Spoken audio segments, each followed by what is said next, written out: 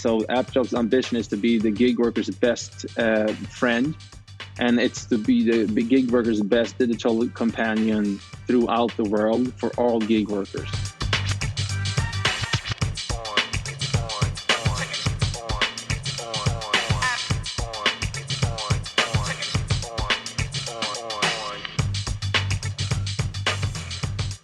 This is Gigging Everything in the Sharing Economy, and I am your host, Mark Anthony Peterson. This is a podcast about the sharing, gig, and circular loop economy that is expected to grow to $335 billion by 2025.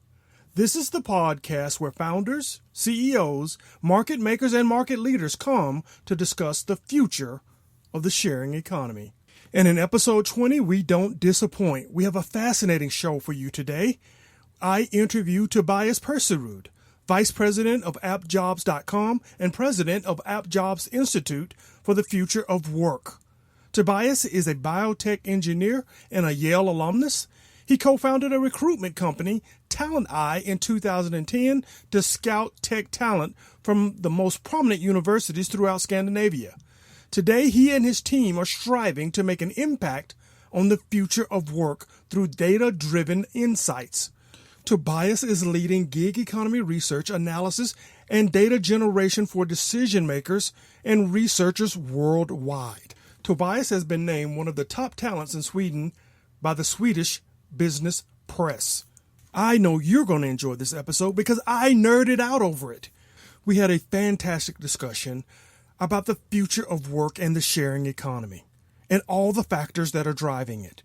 If you are a gig worker or the founder of a gig company or just care about the sharing economy, you need to listen to this episode.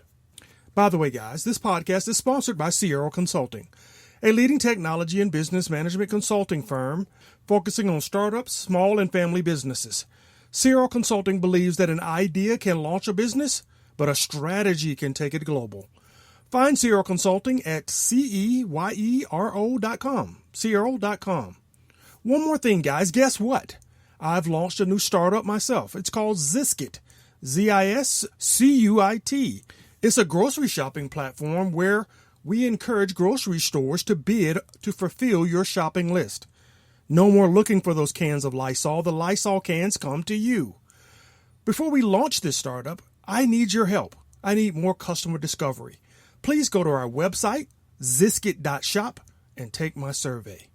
Now, guys, prepare yourself for the interview with Tobias-porserud, President of App-Jobs Institute.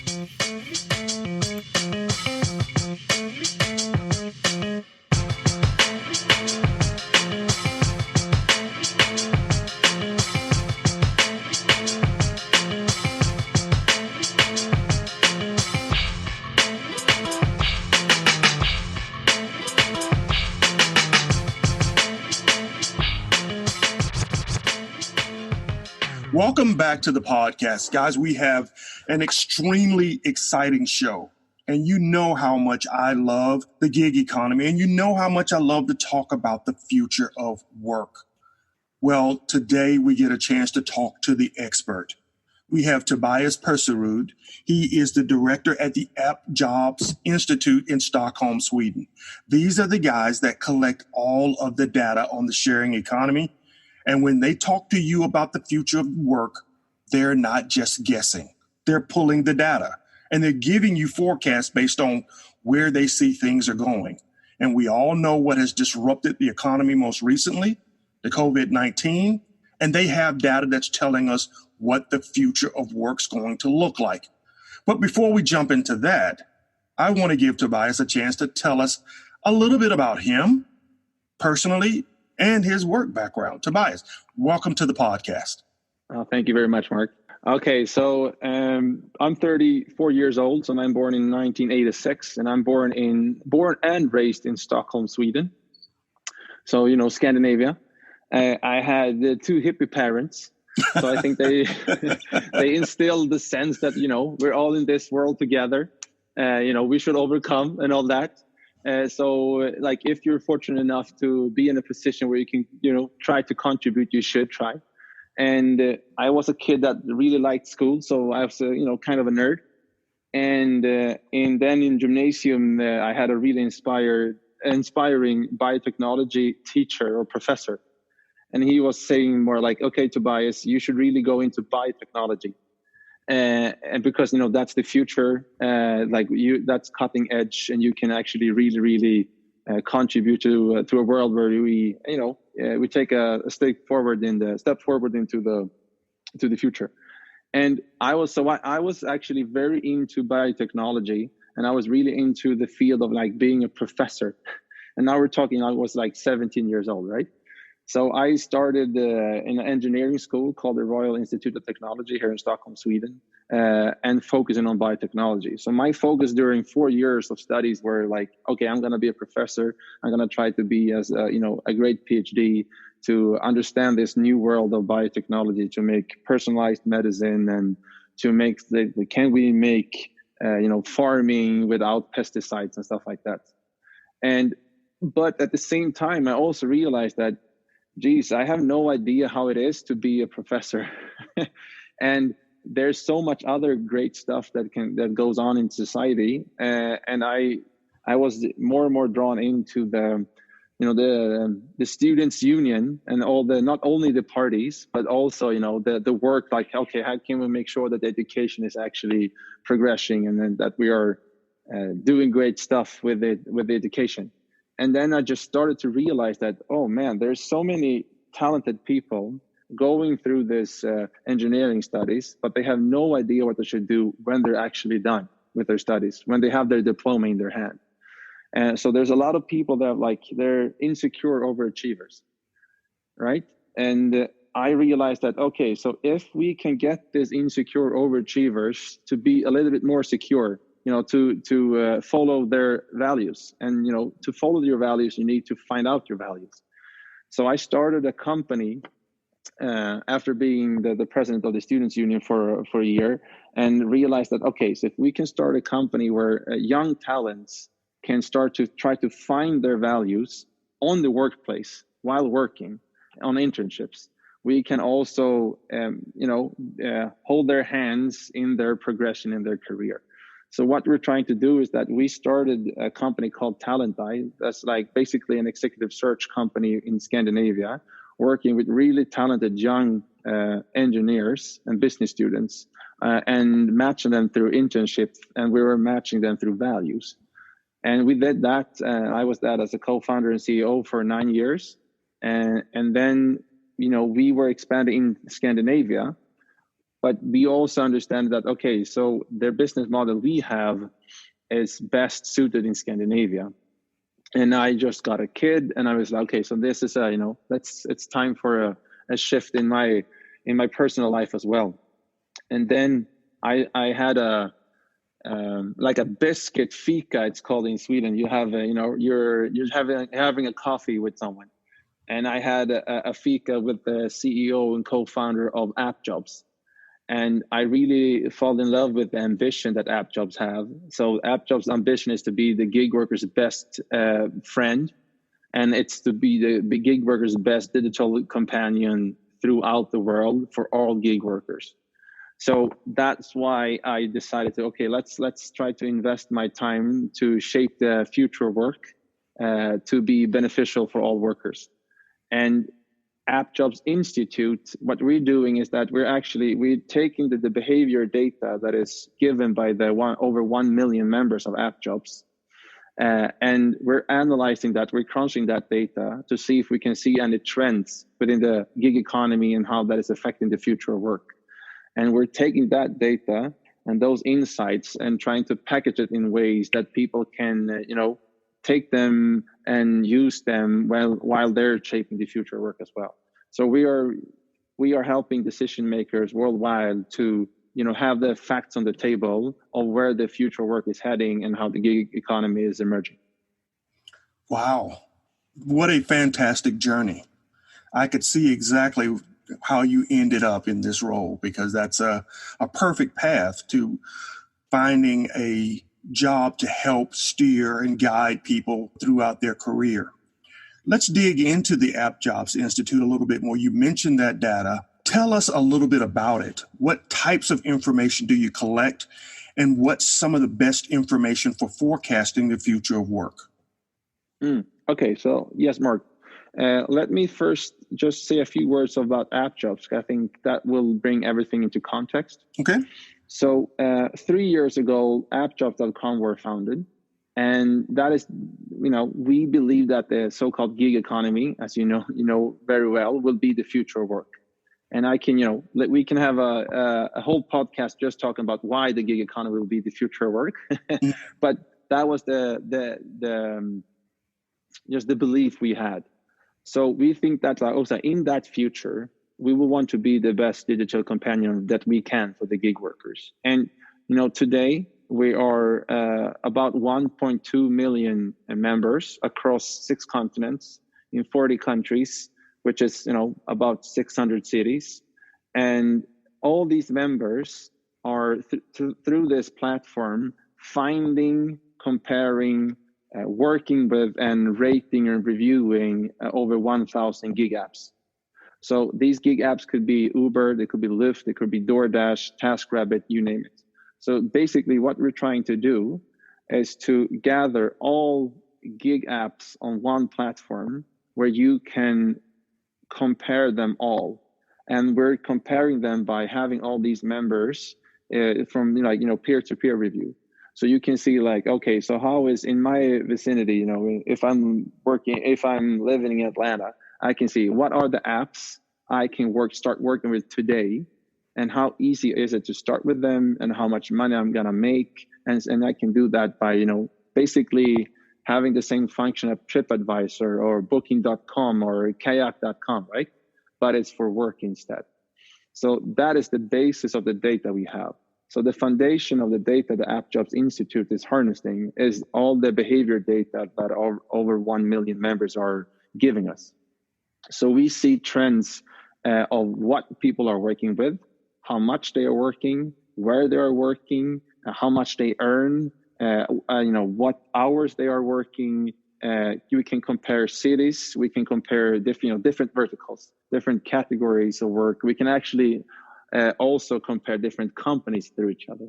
So we have, all the things that we get from our members, we analyze and try to set in context, and then we combine it with external data sets, such as financial data sets or data sets that are open on the market, to try to just see what trends are there in the gig economy and how can we predict the future, and thus make it easier for decision makers such as policymakers or the public to make better decisions.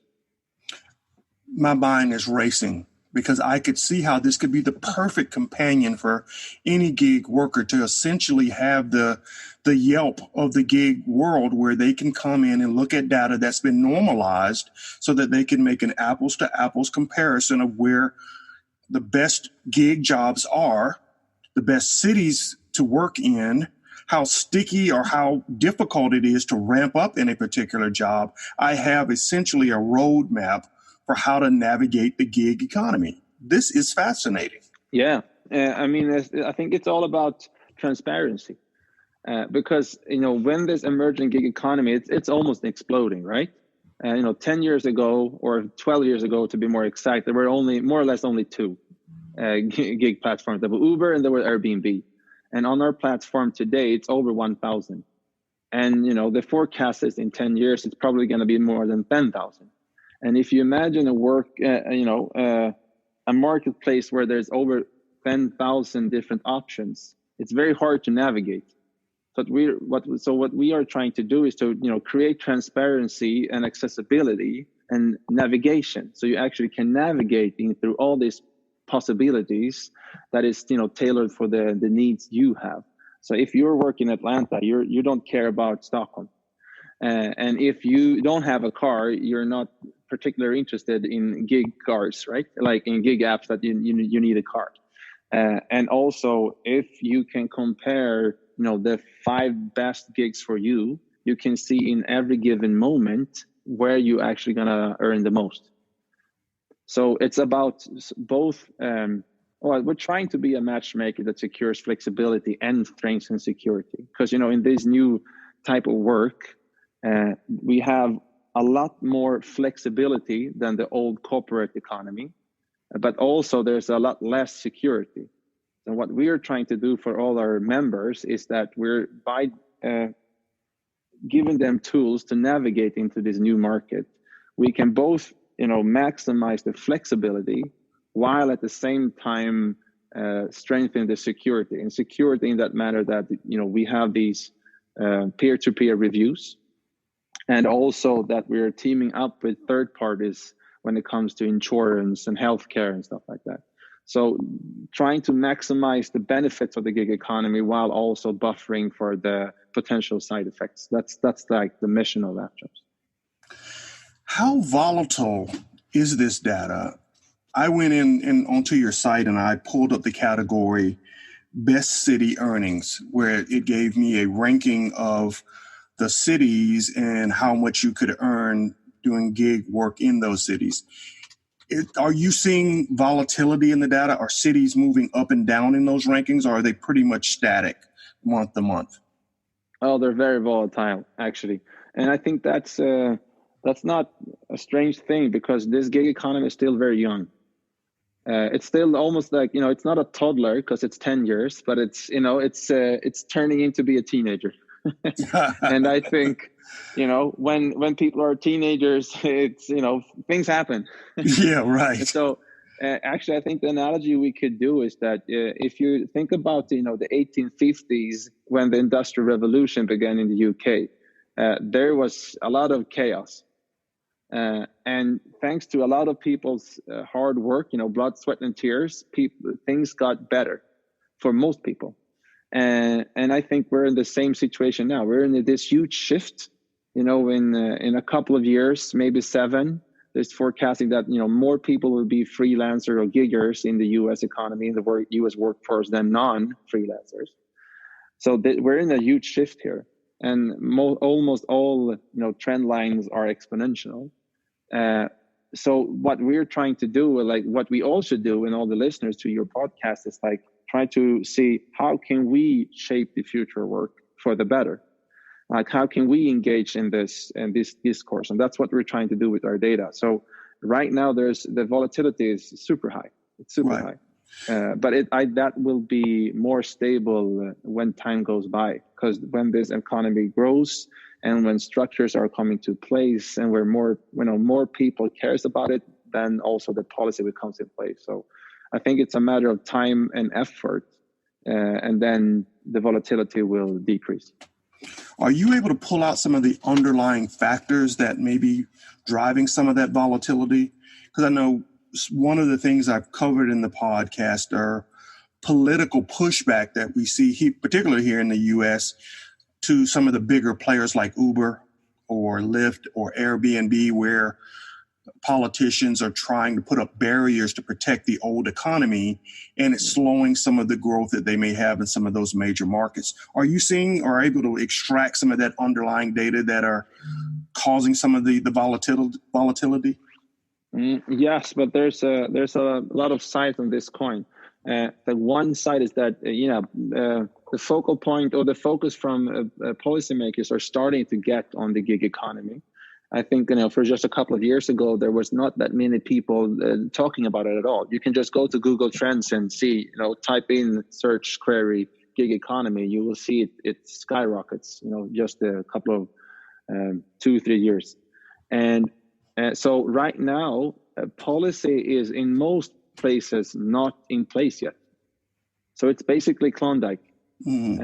So that, I think that's one of the reasons. So it's very hard to answer your question when it comes to policies, that I think a lot of things will happen, in the coming 2, 3, 4, 5 years, because this economy is emerging. And when more people are either forced or willing to go into this economy, that will also catch the attention of the policymakers. But when it comes to comparing cities or countries, actually, I think it's even more valuable to just see this as a megatrend.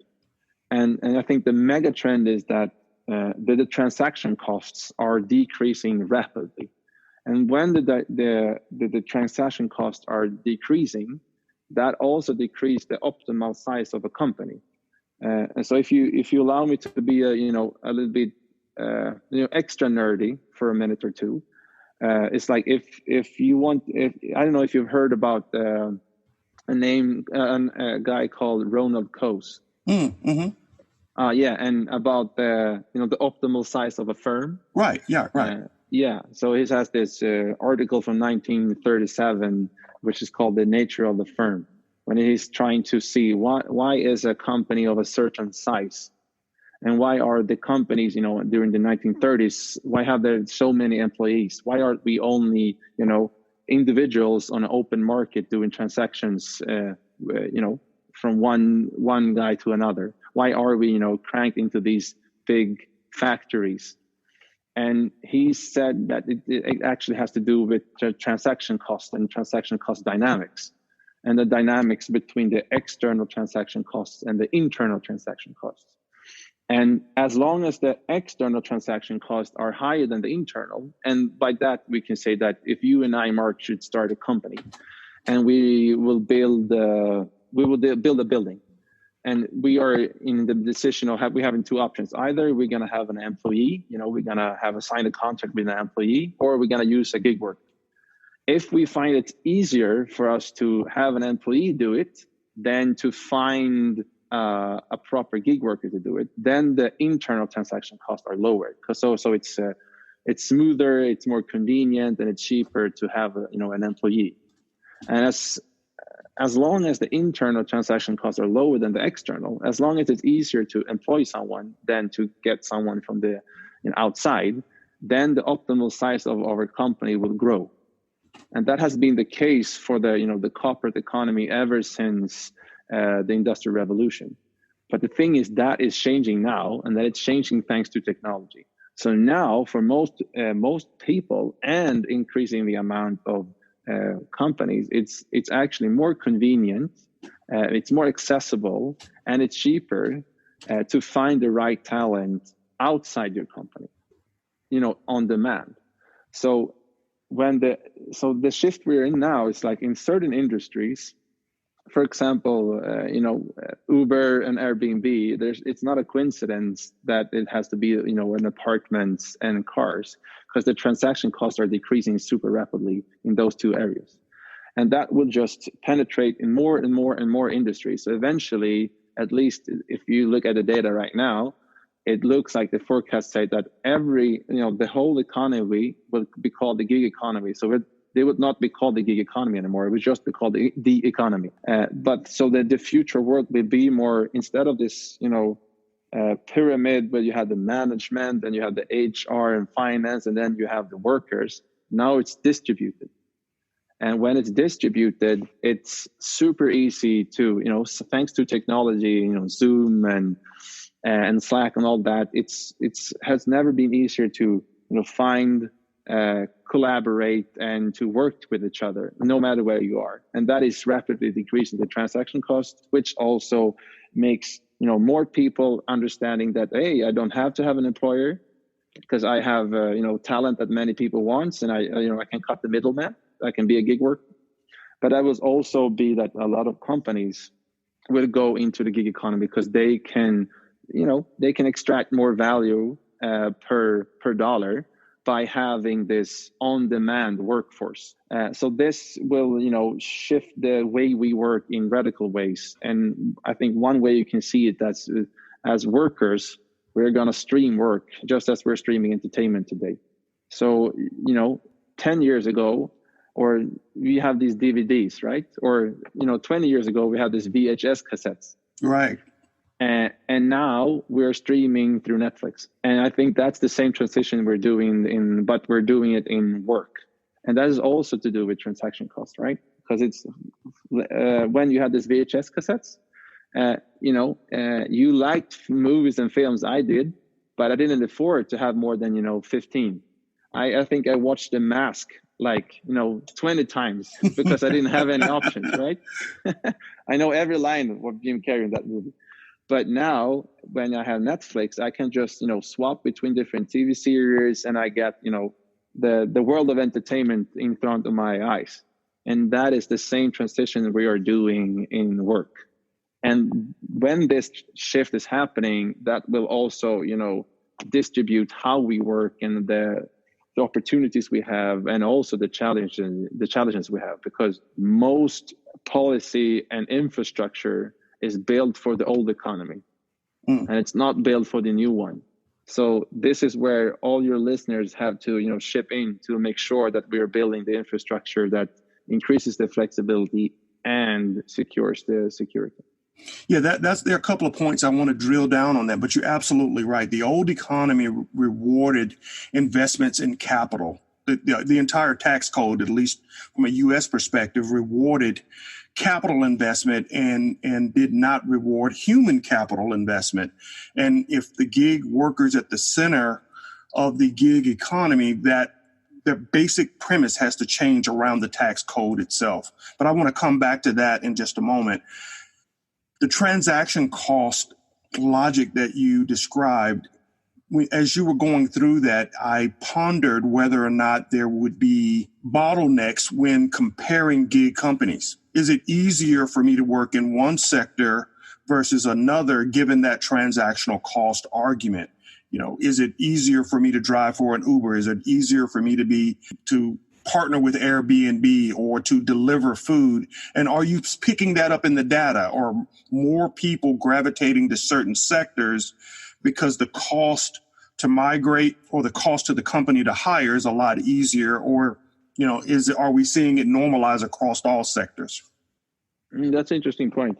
Well, there is, the trend lines are showing one thing before the coronavirus epidemic, and they're showing another thing now. So just to take the short term, when it comes to the coronavirus epidemic, we can see a sharp increase in delivery, since people are, they're locked, they're home, and they still need their groceries and stuff like that. But we're also seeing a sharp decrease of demand for everything that is in personal apps. So like, massage, cleaning in houses, taking care of dogs, pet walking, and stuff like that. So right now we have seen in the US, we have seen a more than 300% increase for delivery. But at the same time, for everything that has to be in personal apps, they have been in personal, contact apps, they have been decreasing with at least 50%. But at the same time, for app-jobs.com, the platform that we derive our data from mainly, they have record weeks now, and that's have several different reasons. One of the major reasons is because of the peak of unemployment in the US and around the world.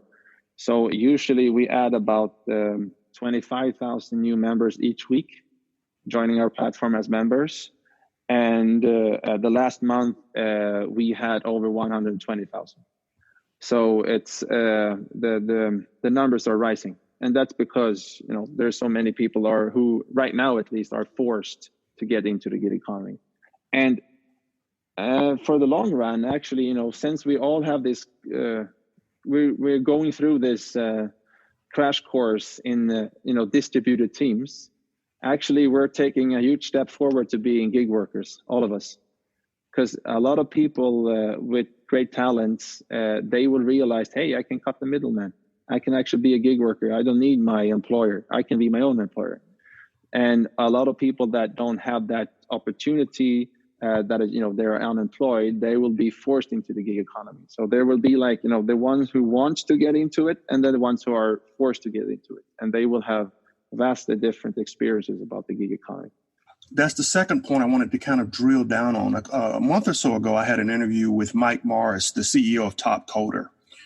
And one of the things that they do for their members is to archive their work history so that will travel with them across different gig opportunities so that they can earn more as their experience level and their value level goes up.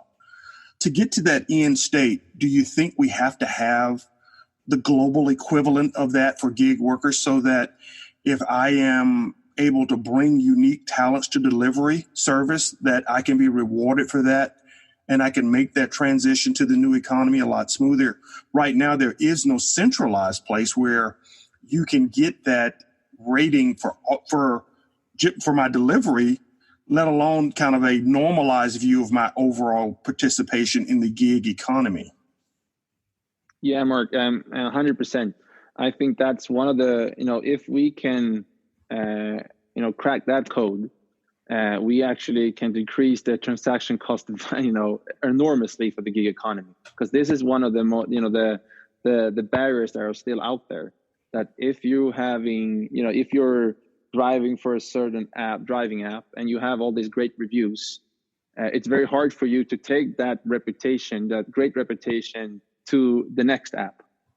So, in order to actually fully utilize the potential of the gig economy, we need to see this as as I said, we're streaming work. And when you're streaming work, you don't have an obligation to only drive for one app.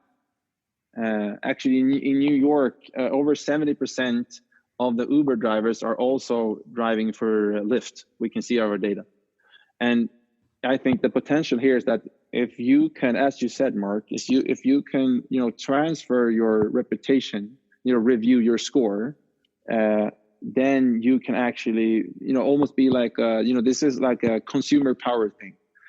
Because then the transaction cost will be so low that you could work with not only 2 gig apps at the same time, you could work with, unlimited. And one of the things that actually AppJobs are trying to develop now, it's still in the alpha phase, is an app that will make you that, exactly as you said, you have your score, and we are then pushing the opportunities you can work for in real time. So, for example, you're driving, you have your car, you're driving one passenger, from A to B. And then instead of, waiting for your next customer in the Uber app, you will get a push notification saying, hey, now you can get a better price, better earning by going with Lyft from B to C. And then from C to D, you can use a third app. So, in real time, we can make sure that you maximize the earnings per time. So that's one of the things that we are working really hard on and heard with. So I think the conversation you had was really inspiring, because it's obviously a lot of people thinking about this, and I think this could really be a groundbreaker.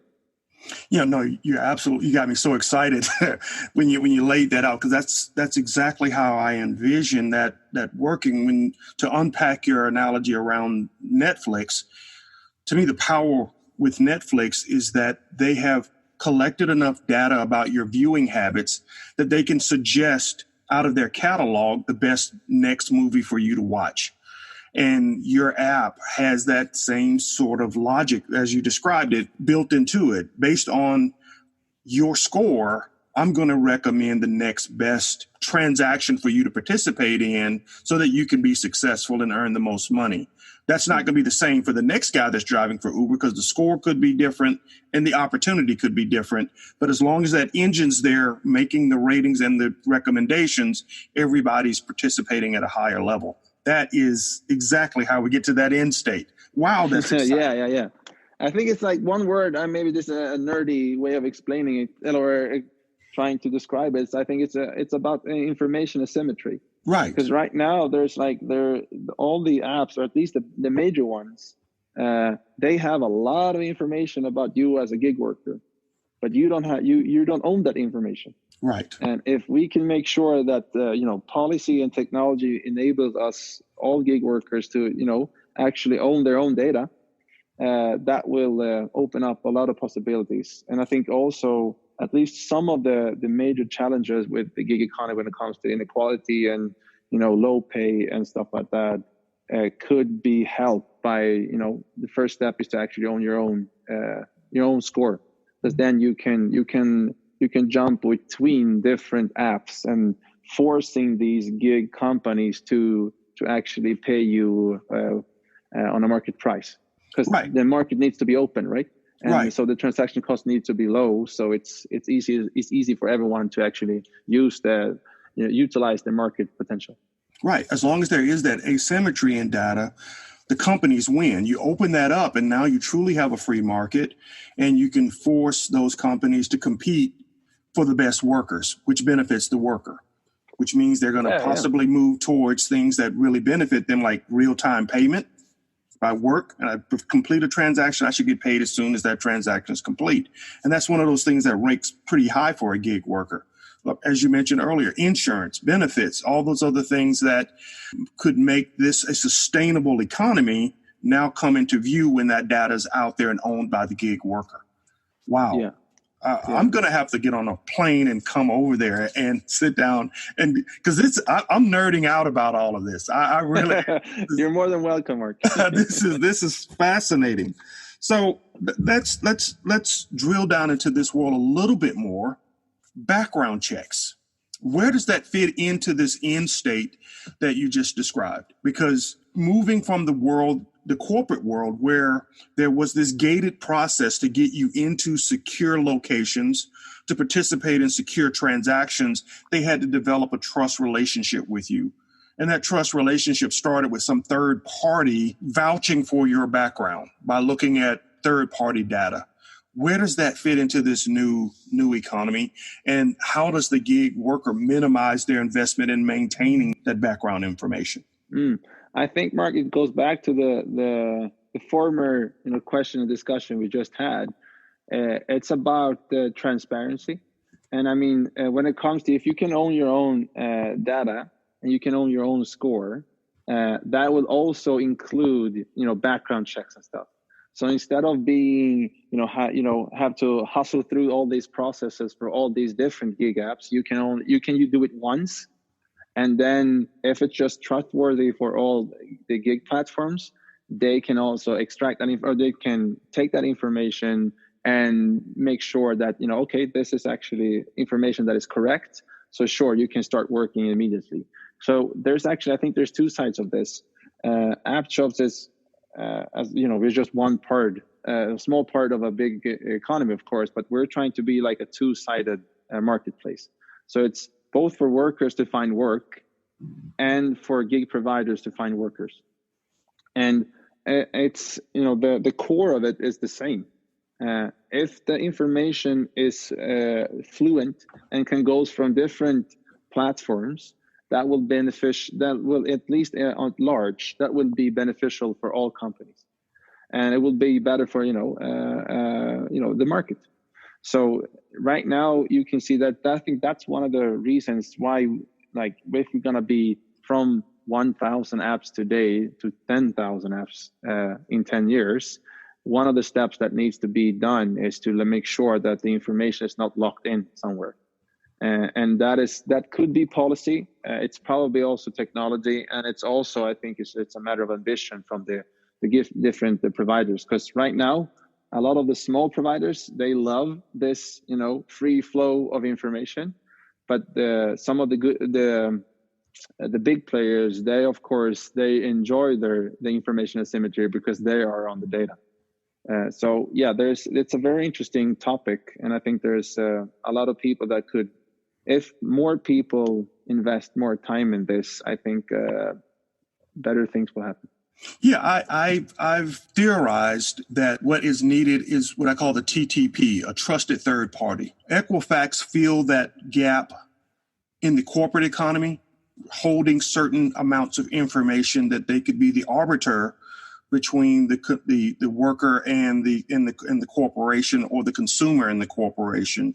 And there needs to be a trusted third party that could be that arbiter in the gig economy. If that is cemented there, then the translation of that data and those transactions, I think we give ourselves more capacity to go from 10,000 apps to 100,000 apps to 1 million apps, because there's an arbiter that's giving the stamp on both sides to say you can trust the app and you can trust the gig worker. And the ratings are all apples to apples when looking for people and companies when we try to match up those expectations. And so that's at least my view. I still believe, as you described in that scenario, the TTP is just the arbiter. They're not the owner of the data. The consumer or the worker still has to be the owner if this model is going to stay in balance. And if we can get that sort of an alignment, the world that we're talking about becomes a beautiful place, because then I can go anywhere at any time and work as long as my Netflix account is streaming. Yes. And it's also about like how you spend your time, right? Instead of wasting time in all these application processes, you do it once. And then if you just perform well and are kind to people, that would pay off. Right. So I think that's a place we all want to go to. Do you see the blockchain playing a role in any of what you just described? Yeah, there's a lot of busking blockchain, but eventually, yes. But that's like one technology among others. Right. So I know a couple of companies working with the exact same end goal in sight. They're just they're not working with blockchain per se. But I mean, I think blockchain could definitely be a part of it. And if it worked properly, I think it will be, it could work out beautifully. But right now I think it's quite similar to the busking AI. When you're actually, when you're scraping the surface and you look behind the curtain, you see that the technology is often not as advanced as you think. So blockchain could definitely be something, but it's nothing that we should, we should not place all our eggs in the blockchain basket, I think. Right. Yeah, I see it as playing a role in making sure that the data that never changes about me continues to be locked down. So I don't expect to have another birth certificate.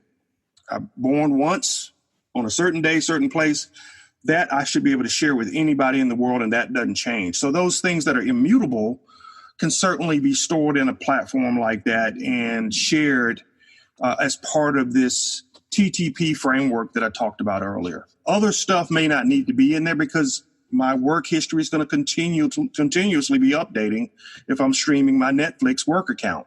I keep twisting this Rubik's Cube to see what components are going to be a part of it. And the more I twist it, the more excited I become, because if these players can get together on the same page, we unlock a lot of value. Value for me being quality of life, because I can work when I want to work. I can work with the type of people I want to work with. And if I can bring my work history, I can prove that I can be a part of some of those things that are really exciting to me. And there's something really human about being able to do that. And that's the world I'd like to see emerge. Yeah. When you say that, what comes into my mind is actually, the superhero Iron Man. Right. Yeah, he's like one of the few superheroes that have no superpowers. Right. But he leveraging technology. Exactly. And I think that is what gig workers are doing. They might not be, they might not have superpowers, but they're using the technology, aka their phone, to do things they need to do to, put money on the table at the same time, do things they love.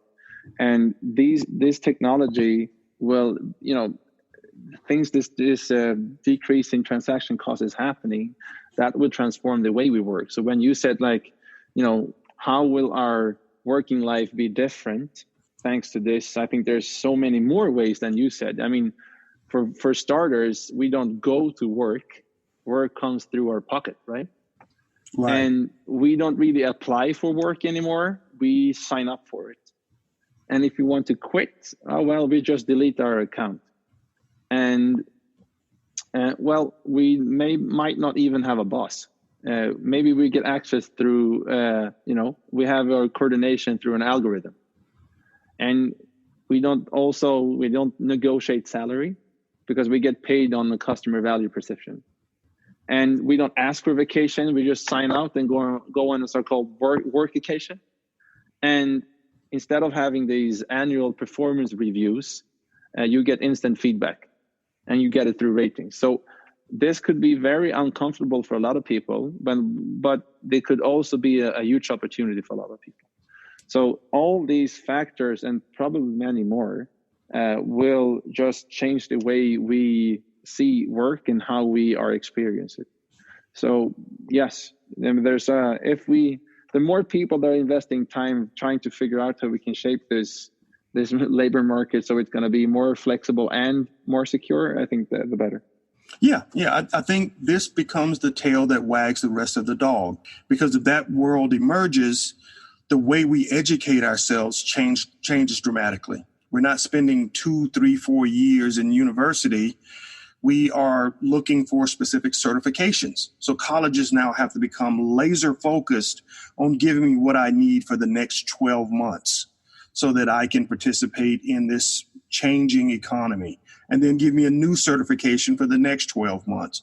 So these institutions have to find a way to plug in and become a punch out as part of this platform to say, hey, based on what you've done in your history, we think you'll be successful at A, B, and C. Sign up, get certified, and now you're eligible for this new stream of Netflix type jobs because you got a certification. That gets you in the door, doesn't get you a rating, but it gets the stream flowing for those types of jobs. But I can't spend 3, 4 years doing that, and I can't spend $100,000 getting that certification. So I think if this world emerges the way we describe, it's going to wag everything else downstream to be in alignment with how people need to live and work and educate themselves. Yeah. And I think that's why it's so important that we actually base our decisions on facts and data. Right. And that's what we're trying to do, is that we definitely don't have answers to everything. So that's why we're also making sure that we're trying to, listen to your podcast and go through other media to see what are the researchers out there that have their data sets. Can we combine them with ours so we can extract better insights? So one of the mission is actually, it's not only to use the data that we have on app-jobs and the members, it's also to see, can we combine our insight with others so we can move this forward? So that's one of the key parts here, I think, is that we need to come together, just as we're doing this in this pandemic. We need to do it also when it comes to how will we shape the future work. Because it could go really bad for a lot of people if nothing is done. And it could be really, really nice and good for people if we are, making the right efforts here. Right. And then that's, and what the right efforts are. Well, that's of course, depending on what your political views or your, how you envision the future. But if we can at least start on the basis of having facts and data on the table, then we can shape the future work as we would like to see it. Right. Well, let's talk a little bit about that as we start to wrap up the podcast. How do gig workers become members? And once they're members, how do they interact with the platform? What are the benefits? What's kind of a day in the life of a member? Yeah. Okay. So as you said, there's a two-sided platform, and our members, they just go into app-jobs.com, and they sign up, and then they're asked, name, email, where you live, what kind of assets you have, if you have a bike or if you have a kitchen or if you have a car, and then you also type in how much you would like to work, and if you have any interests or talents or certificates and stuff. And then basically the first step we do is that we filter out all the potential work you can do through your phone in your vicinity based on the things you've given us. So it's like if you're living in Atlanta and you have a bike and a car, then you will see maybe 25 different apps you can start working with. And the next step is that you can start to compare them, because there's a lot of other people in Atlanta that have, cars and bikes that have already been using these and working with these apps to make money. And they have come back to our platform, AppJobs, and made reviews. So you can see okay, based on the things that you feel is important, maybe how much you earn per time unit, or how easy it is to actually sign up for this, or if it's easy or hard, difficult to get customers. And through this, just as you do when you're going on hotels.com or booking.com or something like that, you compare the things that you feel that are most important.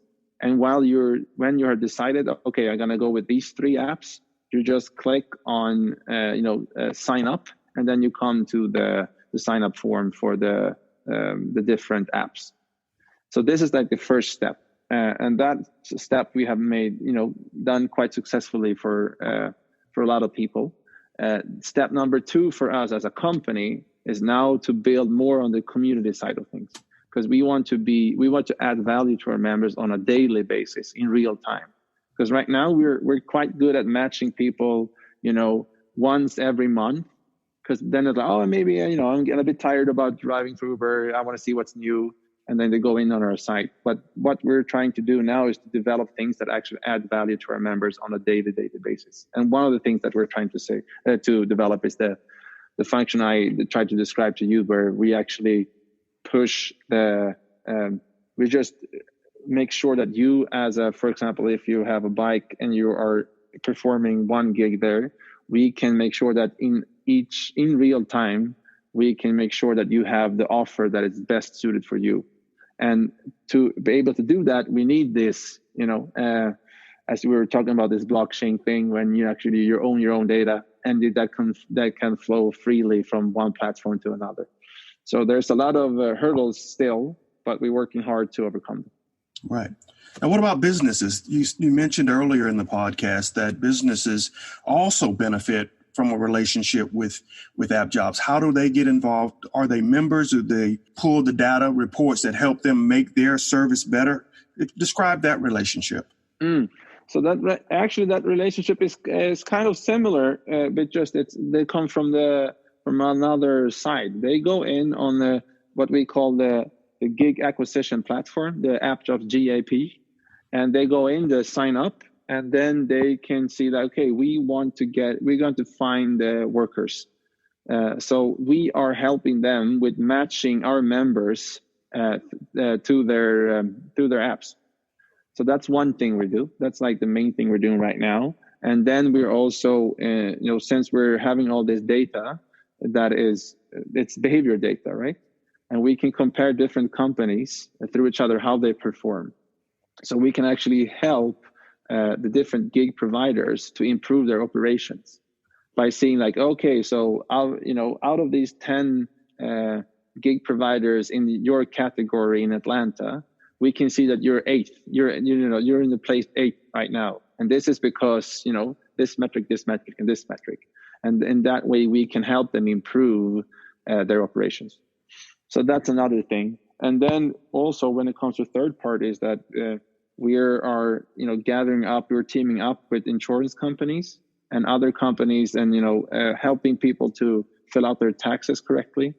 So we're just trying to build an ecosystem where we can make sure that companies are getting more customers, while we're at the same time always having the value of our members put in the first place, to make sure that they have increased security while also securing the flexibility. Wow, that's a really cool two-sided marketplace.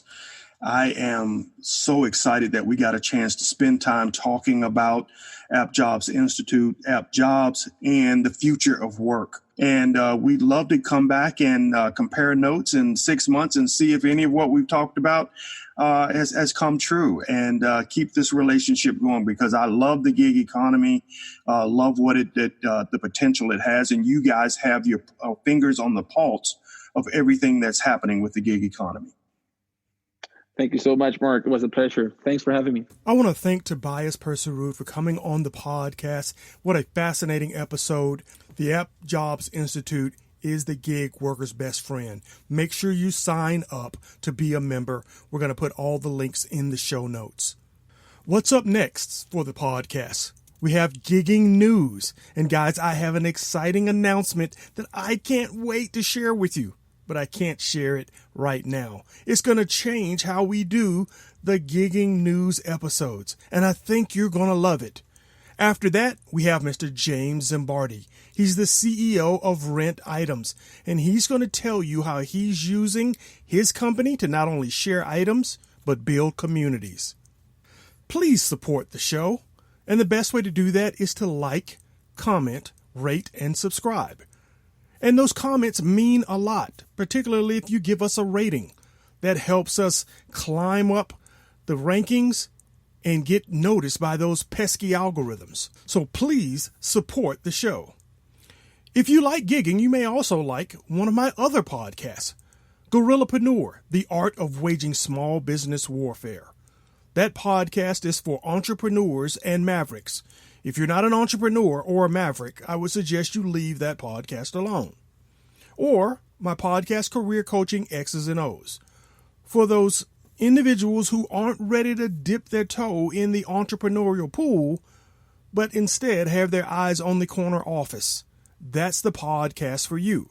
Career Coaching X's and O's was recently ranked in the top 15 of career coach podcasts on the web by feedspot.com. We're very proud of that ranking. We'll put a link to it so you can check it out and check out some of the other career coaching podcasts. Guys, remember to go to Zyskit.shop and take my survey. I desperately need to do more customer discovery, and you can help me just by investing 4 minutes in my startup and taking my survey. Remember, guys, either you're disrupting or dying. Till next time, peace.